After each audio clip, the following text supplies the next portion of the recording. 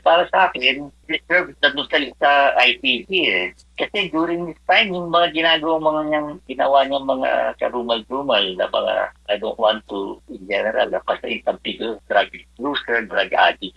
Hindi naman ginakakuha ng mustika during this administration. Tapos ngayon, matidemand yung mga kapilya niya, yung mga kalyado niya, nagitulipitin. Hindi nga nalitis yun eh. Parang isa silang sindikato na kinabuso yung bansa natin. Imagine, foreigner na ito si Michael Yang, gawin mong finance advisor mo.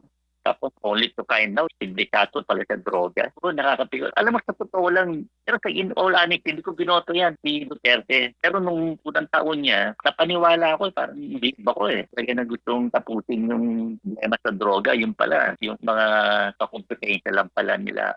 Ang palagay ko, hindi dapat dito siya litisin. Kasi maraming nilagay si Duterte na mga kalyado niya sa Supreme Court, sa Senado, sa Congress, at saka yung mga senador talagang obvious na obvious. May mga utang na loob sila. Kaya hanggang sa dulo, Duterte pa rin. Biro mo kung hindi kay Duterte, si Robin nakakulong. Tapos si Jinggoy, sino pa yung isang nakakulong dapat? Si Joel. O si Amy, nabalitaan ko, yung Pebbles, yung Pogo. So may mga utang na loob talaga sila. Kaya yun coach, hindi dapat dito, walang justice dito. Mas maganda pa sa ICC na lang. Coach, alam mo ba na yan dapat talaga si Duterte, hindi na dapat yan dito sa Pilipinas litisin. Tama lang sa kanya doon sa Daig. Doon na rin siya abutan ng